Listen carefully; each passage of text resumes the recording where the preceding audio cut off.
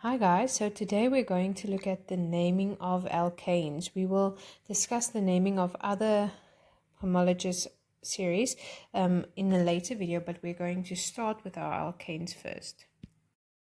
So the reason we're looking at the alkanes first, and this will be our starting video, is because the alkanes don't have a specific functional group, like a group of atoms that are placed in a molecule. Like we've seen so far, they only have the carbon and the carbon hydrogen single bonds.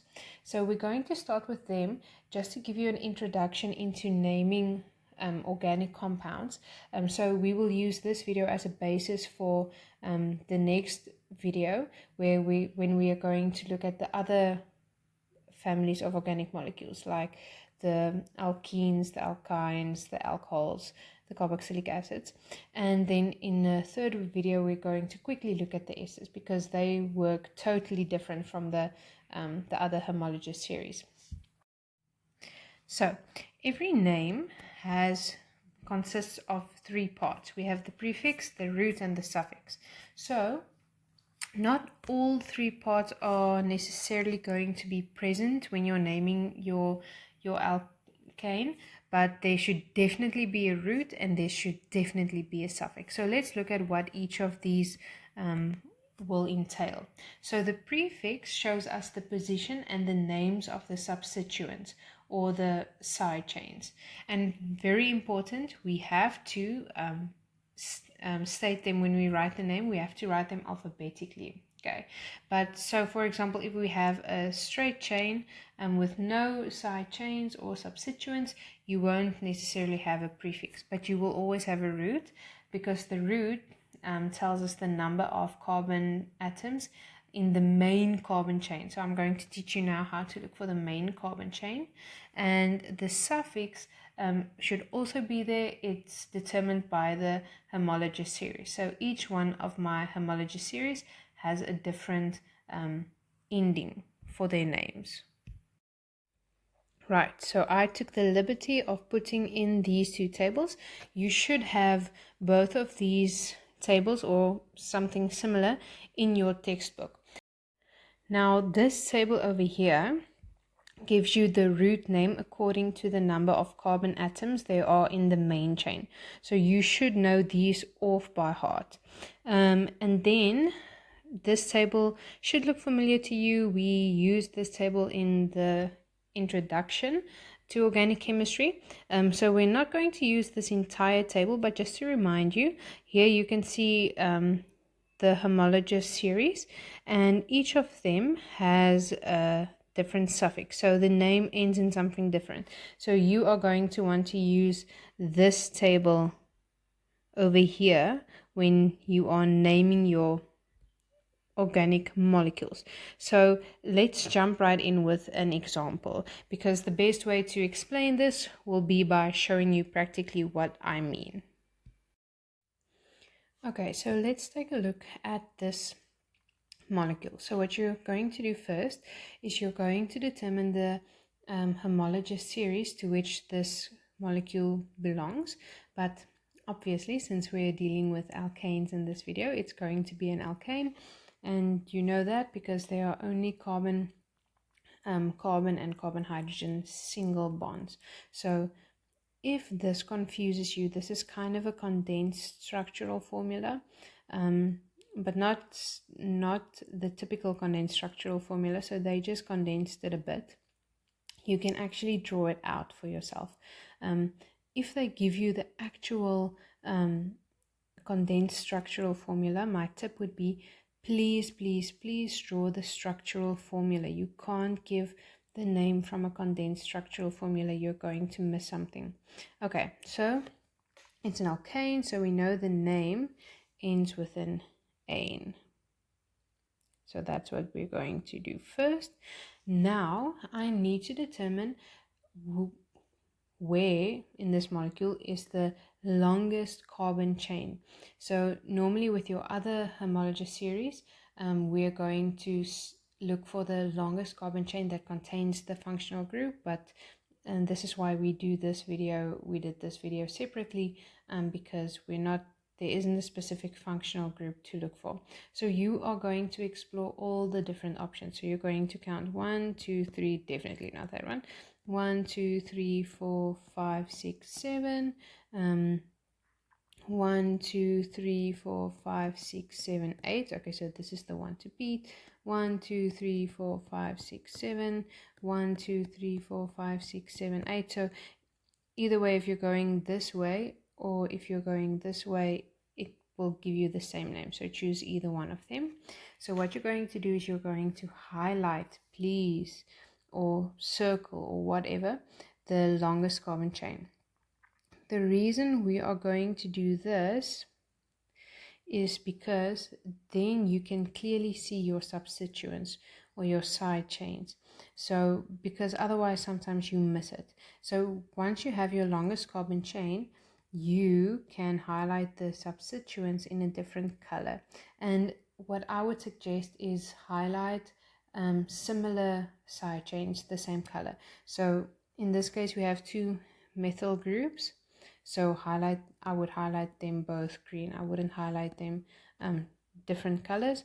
But if we have a methyl group and like a fluorine halogen somewhere, or a ethyl group, I would highlight them different colors for the different types of substituents. Okay, so now we need to number this carbon chain.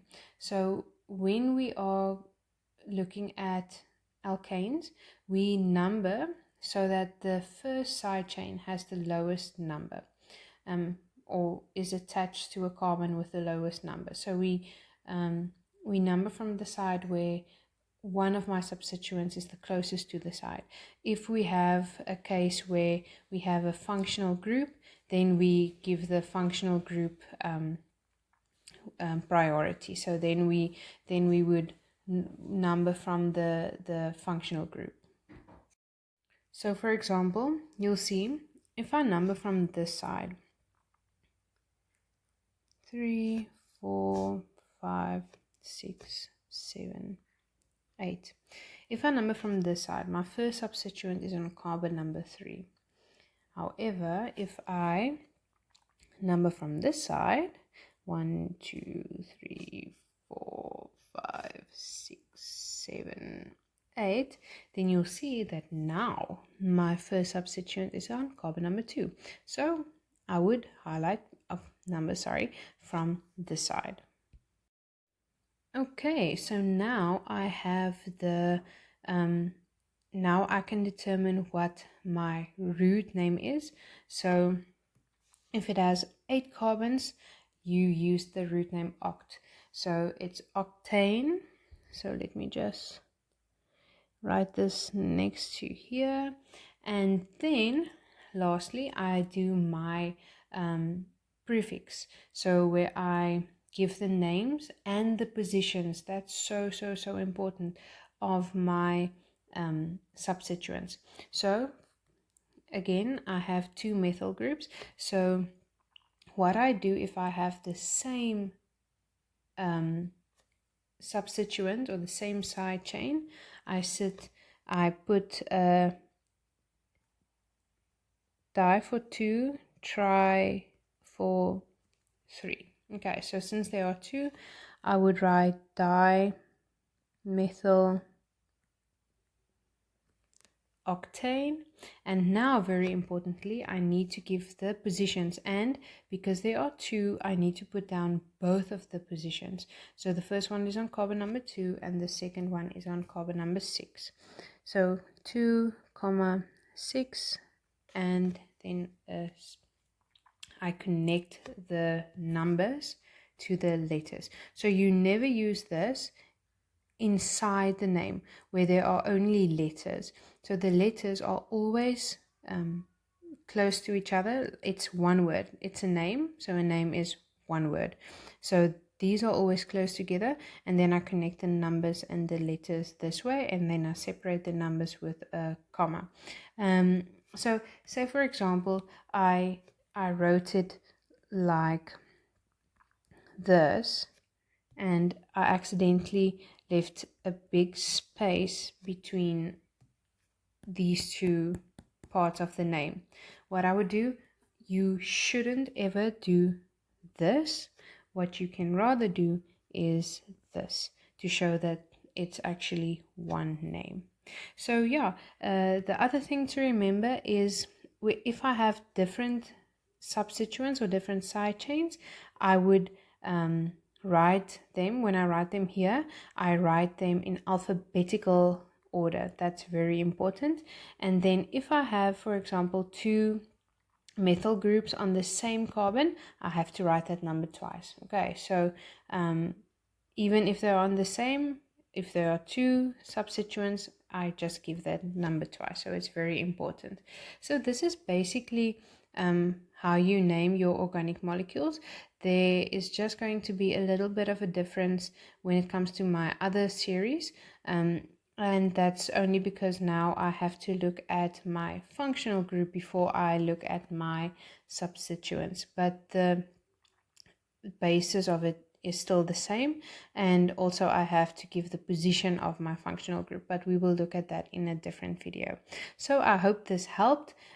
This is a larger molecule, so it's not necessarily a difficult example, but it can be difficult, especially, and the thing that the kids get wrong with these types of molecules is they often choose the wrong carbon chain, and then everything else is wrong. So I hope you liked this video. If you did, then please like it and then join us for our next video.